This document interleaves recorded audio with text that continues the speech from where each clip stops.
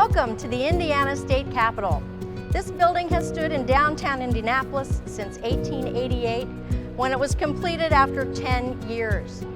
Our architects, Edwin May and Adolph Scheer, created this Renaissance Revival style building for $1,980,969. That's just under their $2 million budget.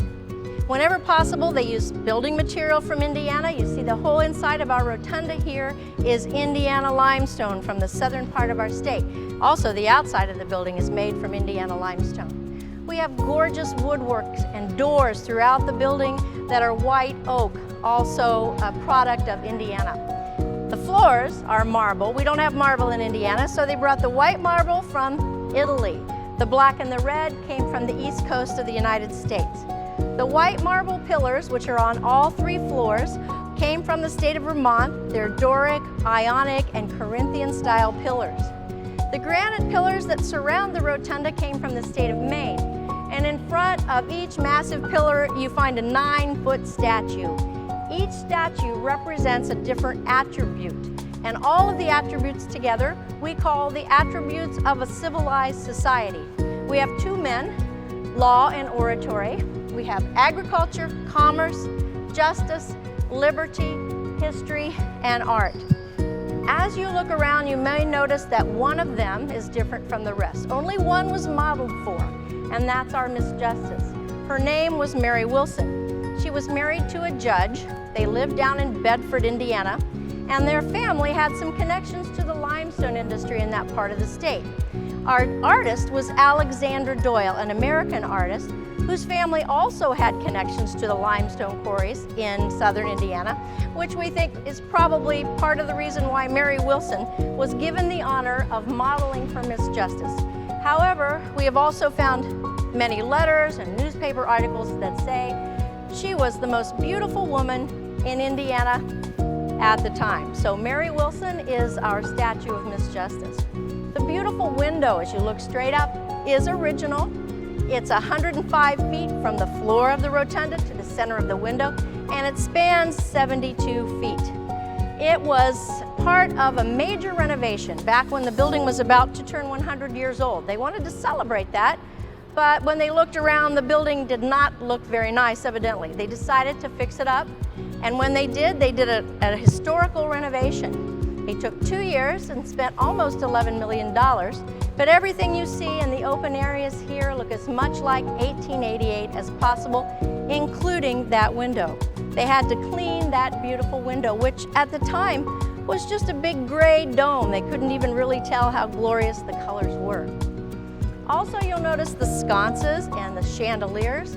All of the ones within view are reproductions that happened during that renovation. On the 4th floor, if you come and visit us in person, you can see those are the actual originals. But when you look at these lights, keep in mind that this building opened in 1888, and when it did, it was one of the largest and most modern buildings in the whole country. It had forced air heat, it had elevators, and it was wired with electricity. Only problem was there was an issue with the electricity, and that was that we did not have a power plant in Indianapolis that could create enough power to light our huge new building. So they had to start out with gas jet candles. If you look at the lights, all of the lights that are turned up were originally gas jet candles. Everything that was turned out or down was ready to go. And by the turn of the century, a new power plant was built, and they were able to turn on the electricity in this building. We have one display in here that we're especially proud of, especially as our state is turning 200 years old very soon.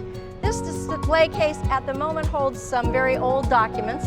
One of those documents establishes the state capital city as Indianapolis. We came from a little town in Corydon, Indiana, way down in the southern part of the state, and we moved our state capital here in 1825. We have the official paperwork that made that legal. We also have the official paperwork that created the commission to build this very building. But on the birthday of the state, which is December 11th, we will be having a huge celebration in here, and the archivist will bring our original Constitution to this building. And then he will take his documents back to the archives and he will install the Constitution in this case for about 6 months so that visitors can come and see the original Constitution. The case itself cost $25,000 to build, and our wonderful Bar Association of Indiana paid for that.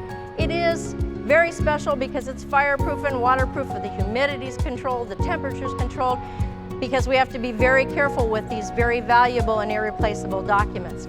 The other interesting thing about the case is that you can see it is constructed in part from wood. And that's not just any wood. There is a legend, there is a story that when our first delegates met down in Corydon to write our Constitution, they often met out in the city in different places in this little town. One of them was under an elm tree that's set in somebody's yard, a huge elm tree. Well, there was so much talk going on under the elm tree that people started to call that elm tree the Constitutional Elm Tree. It became as famous as the capital city. Well, unfortunately, it did in 1925 die and had to be cut down, but people were very, very good about saving the wood. We have some wonderful historians that saved the wood from that tree. So when it's time to construct this case, this is in the year 2000, they're deciding what it looks like. They discover there is some wood left from that very constitutional elm. So when the Constitution goes into this case on December 11th, it's going right back under the tree where some of it was written. Thank you for visiting. Please come back and see the rest of the building with us.